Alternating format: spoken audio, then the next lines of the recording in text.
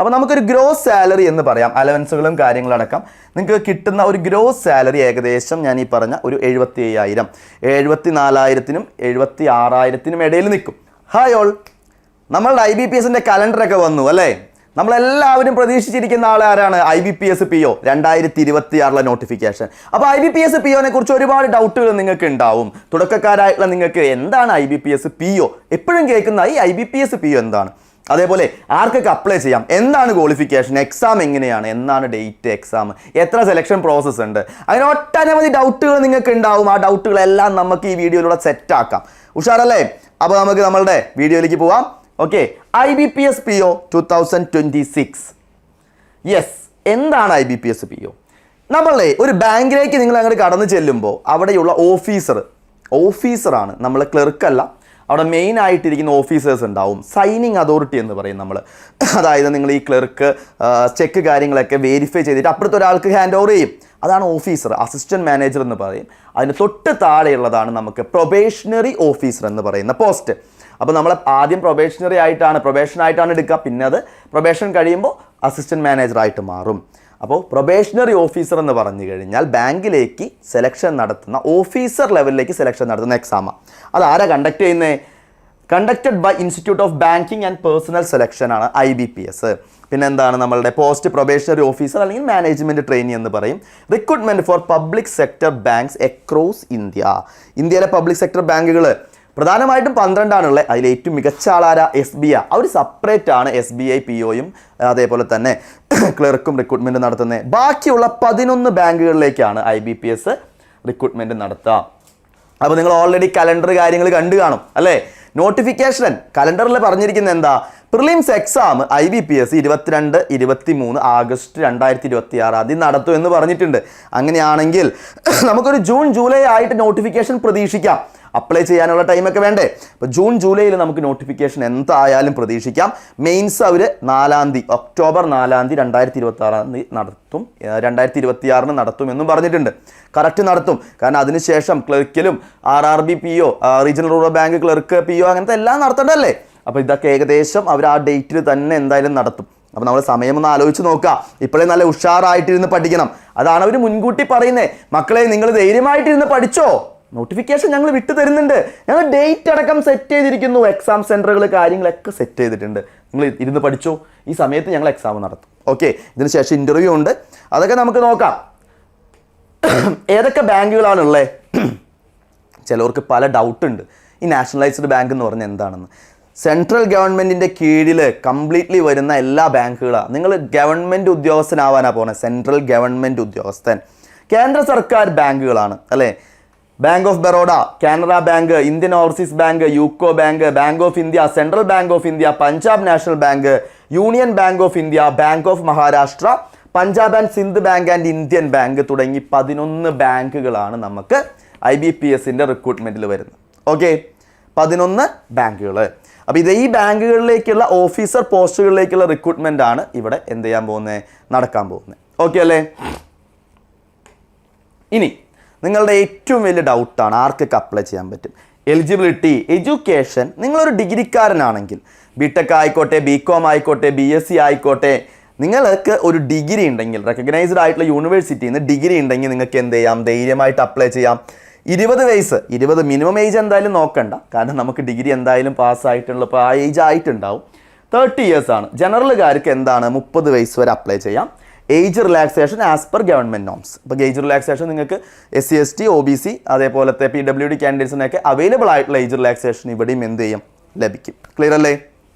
അപ്പോൾ എഡ്യൂക്കേഷൻ ക്വാളിഫിക്കേഷനും നമുക്ക് ഏജിനെ കുറിച്ചുള്ള ധാരണ നിങ്ങൾക്ക് കിട്ടി. ദെൻ സാലറിയാണ്. നമുക്ക് സാലറി IBPSന്റെ കേസിൽ പല ബാങ്കുകളിലും പല സ്ട്രക്ചറാണ്. അപ്പോൾ നമുക്കൊരു ഗ്രോസ് സാലറി എന്ന് പറയാം, അലവൻസുകളും കാര്യങ്ങളടക്കം നിങ്ങൾക്ക് കിട്ടുന്ന ഒരു ഗ്രോസ് സാലറി ഏകദേശം ഞാൻ ഈ പറഞ്ഞ ഒരു 75,000, 74,000-നും 76,000-നും ഇടയിൽ നിൽക്കും. ചില ബാങ്കുകളിൽ കുറച്ച് കൂടിയൊക്കെ നിൽക്കും. അപ്പോൾ ഓരോ ബാങ്കിൻ്റെയും ഇതനുസരിച്ചും നമ്മൾ നിൽക്കുന്ന സിറ്റി റൂറൽ ആവാം. ബാങ്കുകൾ ഇപ്പോൾ വില്ലേജ് ഏരിയയിൽ, റൂറൽ ഏരിയാസിലുണ്ട്, സെമി അർബൻ ഏരിയയിലുണ്ട്, അർബൻ ഏരിയയിലുണ്ട്, മെട്രോ പൊളിറ്റിൻ സിറ്റീസിലുണ്ട്. അവിടെയൊക്കെ വരുമ്പോൾ നമുക്ക് അലവൻസുകളിലും കാര്യങ്ങളിലും ചേഞ്ച് വരും. എന്നിരുന്നാൽ കൂടി നിങ്ങൾ മനസ്സിലാക്കുക, ഒരു 75,000 രൂപ നിങ്ങൾക്ക് എന്ത് കിട്ടും? അലവൻസുകളെല്ലാം അടക്കം സാലറി കൈ കിട്ടും. കൂടാതെ ഒട്ടനവധി അലവൻസുകളുണ്ട്. മെഡിക്കൽ ഇൻഷുറൻസ്, വെഹിക്കിൾ ലോൺസ്, അതേപോലെ തന്നെ നമുക്ക് ഹൗസിംഗ് ലോൺ, ട്രാവലിംഗ് അലവൻസ്, അങ്ങനെ ഒരുപാട് കാര്യങ്ങൾ നമുക്ക് ബാങ്കിൽ അലവൻസുകൾ കാര്യങ്ങളായിട്ട് നിങ്ങൾക്ക് ലഭിക്കും കേട്ടോ. അപ്പോൾ നല്ല റെപ്യൂട്ടഡ് ആയിട്ടുള്ള ജോലിയാണ്. യാതൊരു എക്സ്പീരിയൻസും ഇല്ലാതെ നിങ്ങൾക്ക് എന്ത് ചെയ്യാൻ പറ്റുന്ന അത്ര ഹൈ സാലറിയിൽ ജോലിയിൽ പ്രവേശിക്കാൻ പറ്റും. ഇനി എന്തൊക്കെ കടമ്പകൾ ചാടി കടന്നാലാണ് നമുക്ക് IBPS PO ആവാൻ പറ്റുക? അത് നോക്കണം. സെലക്ഷൻ പ്രോസസ്സ്, പ്രിലിമിനറി എക്സാം ഉണ്ട്, അതൊരു ക്വാളിഫയിങ് നേച്ചറാണ്. പിന്നെ നമ്മളുടെ റാങ്കിങ് മേക്കിംഗ് ആയിട്ടുള്ളത് മെയിൻസ് ആണ്. മെയിൻസ്, അപ്പോൾ അതിൻ്റെ ഡേറ്റ് നമ്മൾ നേരത്തെ പറഞ്ഞു. അത് കൂടാതെ ഓഫീസർ പോസ്റ്റാണ്. PO പോസ്റ്റിലേക്ക് നമുക്ക് എന്തുകൂടിയുണ്ട്? ഇൻ്റർവ്യൂ കൂടിയുണ്ട്. ഓഫീസർ പോസ്റ്റുകളിലേക്ക് നമുക്ക് എന്തുകൂടിയുണ്ട്? ഇൻ്റർവ്യൂ കൂടിയുണ്ട്. അപ്പോൾ നമുക്ക് പ്രിലിമിനറി എക്സാമിനേഷൻ എഴുതി അത് ക്വാളിഫൈ ആയവർക്ക് മാത്രമേ നമുക്ക് എന്ത് ചെയ്യാൻ പറ്റുള്ളൂ? മെയിൻസിലേക്ക് കടക്കാൻ പറ്റുള്ളൂ. അതിനുശേഷം മെയിൻസ് ഉണ്ട്. മെയിൻസ് കഴിഞ്ഞതിന് ശേഷം ഇൻ്റർവ്യൂ ഉണ്ട്. മെയിൻസിൻ്റെയും ഇൻ്റർവ്യൂവിൻ്റെയും മാർക്കും കൂടി പരിഗണിച്ചിട്ടാണ് നിങ്ങൾക്ക് അപ്പോയിൻമെൻറ്റ് തരും. ക്ലിയർ അല്ലേ? ഓക്കെ. അപ്പോൾ നമുക്ക് ജസ്റ്റ് പ്രിലിംസിൻ്റെ ഒരു പാറ്റേൺ നോക്കാം. ഞാൻ 2025 വന്ന നോട്ടിഫിക്കേഷൻസ് അനുസരിച്ചുള്ള രീതിയിലാണ്, മാറ്റങ്ങൾ ഉണ്ടാവാൻ സാധ്യതയില്ല എന്ന് നമുക്ക് വിശ്വസിക്കാം. English 30 question, 30 mark. Individual timing ഉണ്ട് 20 minute. Numerical ability 35 question, 30 mark, 20 minute individual timing ഉണ്ട്. Reasoning ability 35 question, 40 mark, 20 minute. 100 question, 100 mark, 60 minute ആണ്. അപ്പോൾ ഇതിന് ശേഷം നിങ്ങൾക്ക് ഇതിൽ നെഗറ്റീവ് മാർക്കിംഗ് ഉണ്ട് കേട്ടോ. നമ്മൾ 1/4 നമുക്ക് എന്തുണ്ട്? എത്രയാണ് ക്വസ്റ്റ്യൻ്റെ മാർക്ക്, അതിൻ്റെ 1/4 നമുക്ക് നെഗറ്റീവ് മാർക്കുണ്ട്. അപ്പോൾ ആക്യുറസി വേണം, അതേപോലെ തന്നെ നമുക്ക് എന്ത് വേണം? സ്പീഡും വേണം.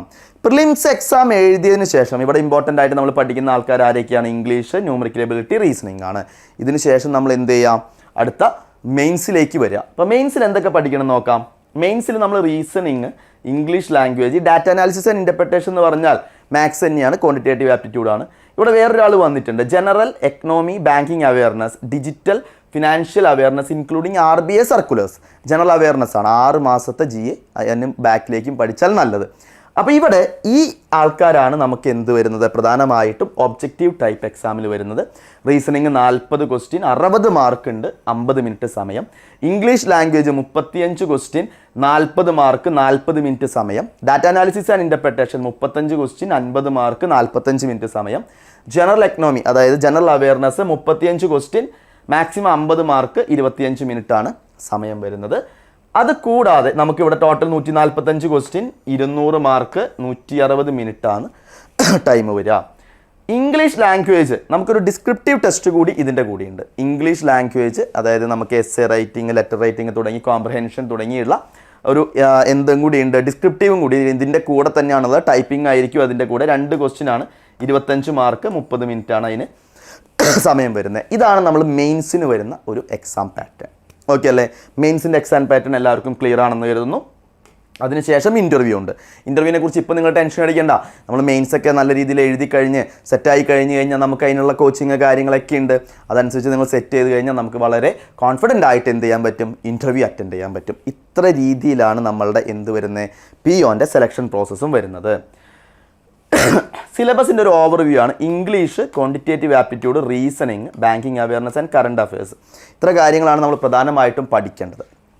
അപ്പോൾ ഞാൻ നിങ്ങളുടെ അടുത്ത് പറഞ്ഞതിൻ്റെ ഒരു കാര്യമെന്ന് പറഞ്ഞാൽ, ഇപ്പോൾ ഇത് ഫെബ്രുവരി മാസമാണ്. March, April, May, June, July, ആഗസ്റ്റിൽ എക്സാം വരും. അപ്പോൾ ആഗസ്റ്റും കൂടി നമുക്ക് കൂട്ടിയാൽ തന്നെ 6 മാസമാണ് നമ്മളുടെ മുന്നിലുള്ളത്. ഈ 6 മാസം നിങ്ങൾക്ക് ധാരാളമാണ്. നല്ല ആത്മാർത്ഥമായിട്ട് പഠിക്കുന്ന കുട്ടികൾക്ക് 6 മാസം ധാരാളം. അതിൻ്റെ കൂടെ നിങ്ങൾ മെയിൻസിൻ്റെ പ്രിപ്പറേഷനും കൂടിയും കൊണ്ടുപോകണം. കാരണം ഒക്ടോബറിൽ നമുക്ക് മെയിൻസ് വരും. അപ്പോൾ പ്രിലിംസ് കഴിഞ്ഞ് റിസൾട്ട് വന്നിട്ട് മെയിൻസ് പഠിക്കാൻ പറ്റുമോ? പറ്റില്ല. രണ്ടിൻ്റെയും പഠനം കമ്പൈൻഡ് ആയിട്ട് ഒറ്റ രീതിയിൽ മുന്നോട്ട് കൊണ്ടുപോയാൽ മാത്രമേ നിങ്ങൾക്ക് എന്ത് ചെയ്യാൻ പറ്റുള്ളൂ? വിജയിക്കാൻ പറ്റുള്ളൂ. അപ്പോൾ ഇവിടെ ഞാൻ നിങ്ങൾക്ക് പറഞ്ഞു തരുന്നത്, നമ്മളുടെ എൻട്രിയിൽ ബാങ്ക് വിന്നേഴ്സ് ബാച്ച് എന്ന് പറയുന്ന ഒരു ബാച്ച് ഉണ്ട്. നിങ്ങൾക്ക് 1 വർഷത്തെ കോഴ്സ് എടുത്തു കഴിഞ്ഞാൽ 2 വർഷത്തെ വാലിഡിറ്റിയാണ് അതിൽ ലഭിക്കുന്നത്. ഇതിൽ നമുക്ക് ഫുൾ എക്സാം ഓറിയൻറ്റഡ് ആയിട്ടുള്ള സ്റ്റഡി പ്ലാനോട് കൂടിയിട്ടുള്ള ക്ലാസ്സുകളാണ് പോകുന്നത്. ലൈവ് ആൻഡ് റെക്കോർഡഡ് സെക്ഷൻസ് നിങ്ങൾക്ക് അവൈലബിൾ ആണ്. മെൻറ്റർഷിപ്പ് സപ്പോർട്ട് നിങ്ങൾക്ക് അവൈലബിൾ ആണ്. അതുകൂടാതെ നിങ്ങൾക്ക് ഹൈ ക്വാളിറ്റി മോക്ക് ടെസ്റ്റുകൾ, വീക്ക്നെസ് കണ്ടുപിടിച്ച് ആ ഏരിയ ഇമ്പ്രൂവ് ചെയ്യാനായിട്ടുള്ള കോച്ചിങ്, മെയിൻസിൻ്റെ കോച്ചിങ്, ഡിസ്ക്രിപ്റ്റീവ് ടെസ്റ്റിൻ്റെ കോച്ചിങ്, ഇൻ്റർവ്യൂ കോച്ചിങ്, എല്ലാം നമ്മളുടെ ബാച്ചിൽ എന്താണ് ഇൻക്ലൂഡഡ് ആണ്. ഹൈ ക്വാളിറ്റി മോക്ക് ടെസ്റ്റുകൾ, ഹൈ ക്വാളിറ്റി മെറ്റീരിയൽസ് എല്ലാം നമ്മളുടെ ഈ ബാച്ചിൻ്റെ ഭാഗമായിട്ട് നിങ്ങൾക്ക് അവൈലബിൾ ആണ്. 2 കൊല്ലത്തെ 2 ഇയർ എക്സ്റ്റെൻഡഡ് കോഴ്സ് വാലിഡിറ്റി കൂടി നിങ്ങൾക്ക് ലഭിക്കുന്നുണ്ട്. ക്ലിയർ അല്ലേ? അതുകൂടാതെ നമുക്ക് എൻട്രിയിൽ റിപ്പീറ്റേഴ്സ് ബാച്ച് ഉണ്ട്. ഇനിയിപ്പോൾ നിങ്ങൾ പ്രിലിംസൊക്കെ നന്നായിട്ട് കയറുന്നുണ്ട്, മെയിൻസിലാണ് ഫെയിലായി പോകുന്നുണ്ടെങ്കിൽ അവർക്ക് വേണ്ടിയിട്ടുള്ള ബാച്ചാണ് റിപ്പീറ്റേഴ്സ് ബാച്ച്. അതിൽ ജോയിൻ ചെയ്ത് കഴിഞ്ഞാൽ നിങ്ങളുടെ മെയിൻസിൻ്റെ പ്രശ്നങ്ങളും കാര്യങ്ങളൊക്കെ സെറ്റാക്കി കഴിഞ്ഞ് നമുക്ക് മുന്നോട്ട് പോകാൻ പറ്റും. ഇപ്പോൾ നമുക്ക് പ്രിലിംസ് നിങ്ങൾ ഓക്കെയാണ്, സിലബസ് അറിയാവുന്നുണ്ടെങ്കിൽ അവർക്ക് ഫുൾ ഫോക്കസ്ഡ് ആയിട്ട് എക്സാം ഓറിയൻറ്റഡ് ആയിട്ടുള്ള ബാച്ചാണ്, ബേസ് കാര്യങ്ങളൊക്കെ അറിയുകയാണെന്നുണ്ടെങ്കിൽ. അതുകൂടാതെ നിങ്ങൾക്ക് ക്ലാസ്സുകൾ, നിങ്ങൾക്ക് റെക്കോർഡഡ് സെക്ഷൻസ് മാത്രം മതിയെങ്കിൽ അതിൻ്റെ കോഴ്സും നമുക്ക് അവൈലബിൾ ആണ്. ദെൻ ഇനിയിപ്പോൾ ഇതിൻ്റെ കൂടെ SSC കലണ്ടർ, റെയിൽവേയുടെ എക്സാംസ്, ബാങ്ക് എക്സാംസ് എല്ലാം വരുന്നുണ്ട്. എല്ലാം കൂടി ഒറ്റ കീഴിൽ വരുന്ന നമ്മൾ സെൻട്രൽ ഗവൺമെൻറ് എക്സാംസ് ബാച്ച് ഉണ്ട്.